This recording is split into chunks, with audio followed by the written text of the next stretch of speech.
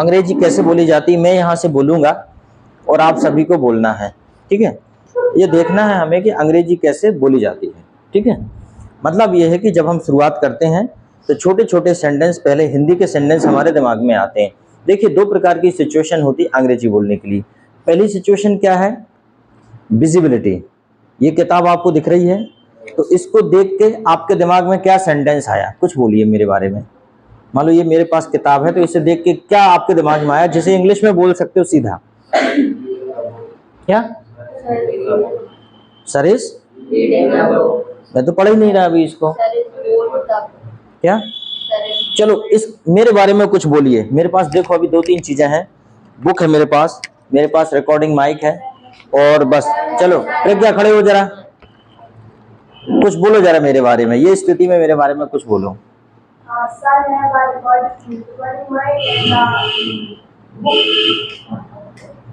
चलो ठीक है, बैठो। और भी कुछ बोला जा सकता था। अगर मान लीजिए मेरे पास मेरी ये स्थिति है, इस स्थिति में क्या बोल सकते हो मेरे बारे में आप? यस, इतना ही बोला जा सकता है। कुल इतना बोला कि और भी कुछ बोला जा सकता है। देखो, that is called situational speaking. That is called situational speaking. की सिचुएशन हमने देखी कि ये व्यक्ति खड़ा है, उसके पास एक बैग है, या लड़का या व्यक्ति कुछ भी, और उसके पास एक किताब है, तो हम उसके बारे में ये बोल सकते हैं। चलो ठीक है, और जरा और देखते हैं अभी, ठीक है। चलो तुम खड़े हो जाओ, तुम यू स्टैंड अप, ठीक है। हाथ में लो अपना सामान। ये इसके बारे में क्या बोला जा सकता है?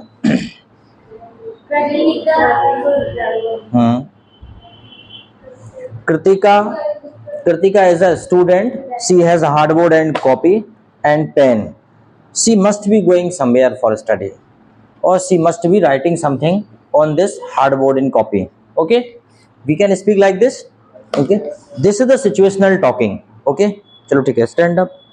इसको देख के क्या बोला जा सकता है? थोड़ा ऐसे घूम जाओ, भले ही इनको भी चेहरा दिख जाए, फिर से इधर ही घूम जाओ, ठीक है। I think the Sikha is a student and she wear the t-shirt and jeans today. Probably it is her birthday today. Probably. Okay. It is not true that her birthday or not, but that she has a book named Smart Talk, and she has also the notebook and hardboard and pen. She is also sincere student. She studies properly, and the spoken English book means she learns English in Unique Institute, because the book named Unique. So she studies here in the class. Okay, so this way we can speak. This is the situational talking. Okay, sit down. Okay, you stand up and you stand up. Okay, and you talk to each other. You talk to each other. You talk to each other.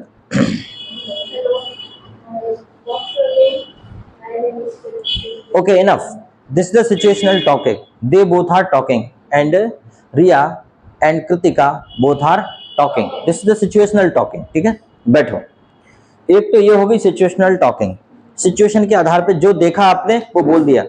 और situational talking के लिए यहाँ पे बहुत सारे option हैं।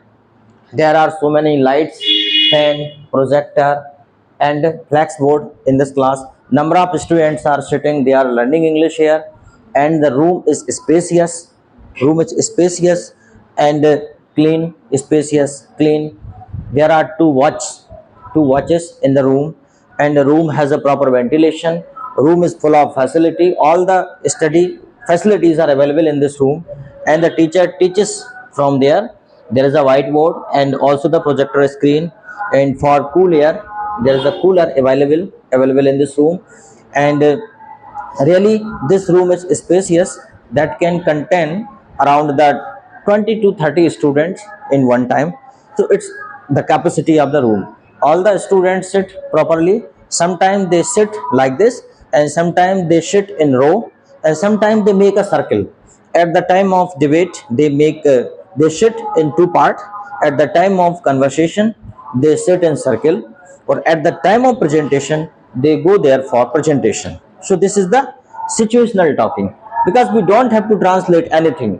हमें कुछ भी ट्रांसलेट नहीं करना पड़ता है, हम डायरेक्टली सिचुएशन को देखते हैं और बोलते हैं। तो ये जो सिचुएशनल टॉकिंग है ये बहुत इंपॉर्टेंट होती है। इसमें क्या होता है, आपको, क्योंकि इंग्लिश के माहौल में तो आप रहते ही हो, रोड पे चल रही है कार और वो दौड़ रही है, तो आप बोलोगे कार इज रनिंग, ठीक है। और अगर तेज चल रही है तो क्या बोलोगे, कार इज रनिंग फास्ट, ठीक है। मान लो कोई आदमी चल रहा है तो क्या बोलोगे, man is walking, man is walking. और वही आदमी थोड़ा जल्दी जल्दी चल रहा है तो man is walking fast. Situational talking, हम ये दिमाग में ये नहीं लाएंगे कि आदमी चल रहा है फिर उसका ट्रांसलेशन करेंगे, डायरेक्ट हम बोलेंगे man is running walking fast, man is walking fast. कुछ भी सिचुएशन हम देख के उसको बोल सकते हैं, ठीक है। अब जैसे आदमी डेली कहीं जाता है तो हम बोलेंगे this man goes every day, ठीक है। अगर अर्ली मॉर्निंग मैं दूध का डब्बा लेके जा रहा हूँ, ठीक है, तो आप क्या अंदाजा लगाएंगे, मान लीजिए मेरे पास दूध का डब्बा है, ठीक है। सर, मान लीजिए मैं सर नहीं हूं, मैं ये कोई कॉमन मैन हूं जो जनरली हम रोड पर देखते रहते हैं कि this man is going to dairy to take milk, okay, generally, okay, if he is going to take milk, ठीक है। अब ये तो होगी सिचुएशनल टॉकिंग। अब दूसरा जो है वो सेंटेंस वाइज टॉकिंग होती है। वो कैसे होती है, जैसे मैं आपको बता रहा हूँ, हम हिंदी के सेंटेंस पहले दिमाग में आते हैं। जैसे कोई बड़ा अधिकारी बैठा है तो हम सोचते हैं अरे यार हम क्या बोलेंगे, सबसे पहले हम बोलेंगे क्या मैं अंदर आ सकता हूँ, तो उसका ट्रांसलेट कर लो, क्या मैं अंदर आ सकता हूँ, हाँ अवश्य, जी बहुत बहुत धन्यवाद, आइए बैठिए, बहुत बहुत धन्यवाद, नमस्ते, good morning, good afternoon, good evening, नमस्ते,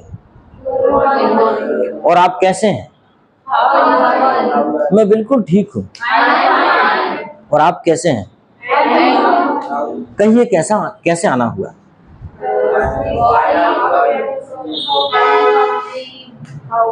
हाउ हैव यू कम, कहिए कैसे आना हुआ, यूं ही, क्या होगा, यूं ही, सिंपली, सिंपली, यूं ही।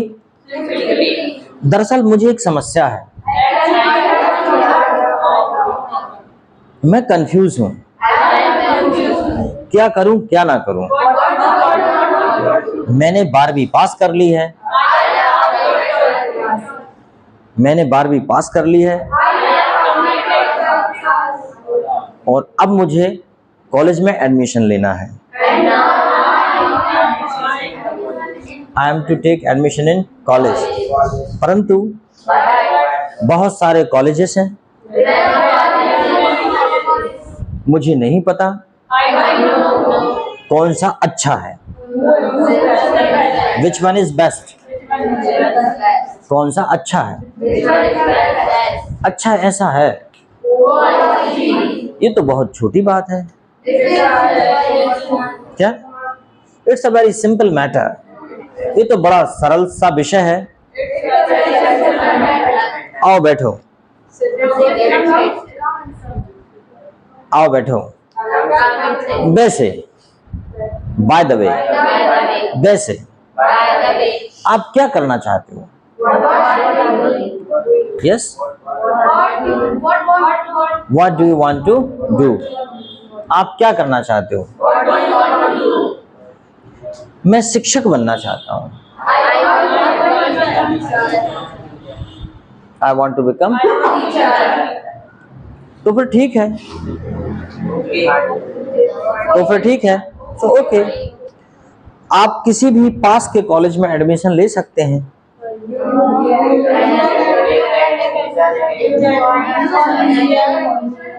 You can take admission in nearest college, nearest college मतलब सबसे नजदीकी कॉलेज में ले सकते हैं, ठीक है।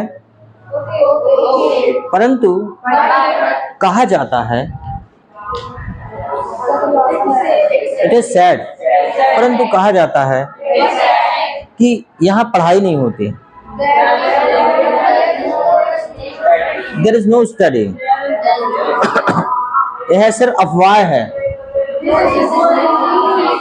It's only rumour, it's only rumour, rumour अफवाह, ये तो अफवाह है, पढ़ाई हर जगह है, यह तो स्टूडेंट पर निर्भर करता है कि वह क्या करना चाहता है, it depends on student what he wants, ठीक है, क्योंकि स्कूल एक ही होता है या कॉलेज एक ही होता है, कॉलेज इज द सेम, पर स्टूडेंट कई प्रकार के होते हैं। उनमें से कुछ सम ऑफ देम, उनमें से कुछ बहुत सिंसियर होते हैं, उनमें से कुछ बड़े लापरवाह होते हैं, ठीक है। एक ही कॉलेज में कुछ स्टूडेंट टॉपर होते हैं, ठीक है, कुछ स्टूडेंट मेरिट होल्डर होते हैं और कुछ विद्यार्थी फेल होते हैं। इसका मतलब इसमें कॉलेज की कोई गलती नहीं है। There is no mistake of college, ठीक है। तो इस प्रकार से भी बोला जा सकता है। अब ये तो एक टॉपिक है, किसी भी टॉपिक पे बोला जा सकता है, भले ही वो पेड़ क्यों ना हो। जैसे कि पेड़ क्या होगा, पेड़ हमें ऑक्सीजन देते हैं, gives us pure oxygen. Generally बोलना पड़ेगा, मूलतः जनरली पेड़ वायु को फिल्टर करते हैं। ट्रीज फिल्टर एयर, इसलिए हमारे आसपास के वातावरण को नियंत्रित रखते हैं। अब इसे कंट्रोल की बजाय हम बैलेंस बोलेंगे, यहाँ पे कंट्रोल ना बोल के बैलेंस बोलेंगे। That's why it keeps our surrounding balance. इसलिए पेड़ हमारे जीवन में बहुत महत्वपूर्ण भूमिका निभाते हैं। Trees plays very important role in our life, okay? वैसे तो हर प्रकार के पेड़ महत्वपूर्ण होते हैं, परंतु लोग कांटेदार वृक्षों को पसंद नहीं करते। People do not like, कांटे को क्या बोलते हैं, थोर्न, THORN, थोर्न होता है कांटा, थोर्न ट्री या थोर्न प्लांट, ठीक है, कांटे वालों को पसंद नहीं करते। जैसे नागफनी, कैक्टस, बबूल ही बोलो, इंग्लिश नाम मुझे भी नहीं पता, ठीक है, बबूल, कैक्टस, यह बहुत डेंजर होते हैं, ठीक है। कैक्टस रेगिस्तान में पाया जाता है। कैक्टस इज फाउंड, ठीक है। अच्छा, प्रकृति की बड़ी अद्भुत माया है। It's a different nature of, it is the different way of nature. रेगिस्तान में पानी नहीं होता, ठीक है, और कैक्टस वहां पाया जाता है। और आश्चर्य की बात देखिए, वहां पे सबसे ज्यादा पानी होता है इन पौधों में। जो पौधे रेगिस्तान में पाए जाते हैं, इन्हीं पौधों में सबसे ज्यादा पानी की मात्रा पाई जाती है। कैक्टस तो देखा है आपने, नागफनी कांटे वाला, कितना मोटा रहता है। सोचो, जिसको पानी नहीं मिलता उसमें सबसे ज्यादा पानी पाया जाता है। वो क्या करता है पता है आपको, वो वायुमंडल से जो है वाटर ले लेता है, एटमॉस्फेयर से वाटर एब्जॉर्ब कर लेता है अपने अंदर। और आश्चर्य की बात देखिए, उसको खाते हैं रेगिस्तानी जीव, तो उनको खाने से उनकी प्यास भी मिट जाती है।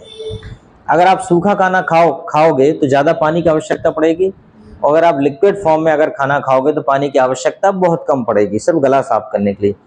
एक और मॉडिफिकेशन देखिए आप नेचर का, कि वहाँ रहने वाले जीवों को कांटे नहीं करते। मतलब जो ऊँट है वो बड़े बड़े लंबे लंबे इतने बड़े कांटे वाली कतारों को ये ऐसे चबा के खा जाता है, बिल्कुल मजाक, आप उसे पकड़ भी नहीं सकते। तो it's the modification of nature. ये नेचर का जो है एक, इसे कहते हैं हम लोग इकोसिस्टम। ये पारिस्थितिक तंत्र है कि वहाँ की जलवायु गर्म है, परंतु वहां पे ऐसे पौधे पाए जाएंगे जिनमें पानी की मात्रा ज्यादा है, पानी ना होकर भी ज्यादा है। वहां खाने वाले जीव ऐसे होंगे जिनके पैर कैसे होते हैं, चौड़े। जैसे ऊंट को क्या कहते हैं, रेगिस्तान का जहाज, उसके पैर रेत में नहीं धंसते। आप यस, जमीन पे तो छोटे रहते हैं लेकिन रेत में जाके फैल जाते हैं। ऐसा बिल्कुल नहीं है, ऐसा नहीं है, ऐसा नहीं है, उसके पैर चौड़े ही होते हैं, ठीक है। ऐसा नहीं है कि वहां जाके फैल जाते हैं, ऐसा कोई स्प्रिंग लगा रहता है कि जैसे रेत में पहुंचा, ऐसा नहीं, ऐसा नहीं है। ऐसा है क्या? ऐसा नहीं है। ये कह रहे, थोड़ी सी इनको मिस इन्फॉर्मेशन है आपके पास कि जो ऊँट के पैर होते हैं वो हर जगह एक से ही होते हैं, क्योंकि अपने यहाँ भी ऊँट आते रहते हैं, रेत रेत में पैर रखते हैं तो उनका पैर बहुत बड़ा सा बन जाता है, थाली के बराबर, तो अपन देखते रहते हैं। तो ऐसा कुछ भी नहीं है। चलो ठीक है, तो समझ में आ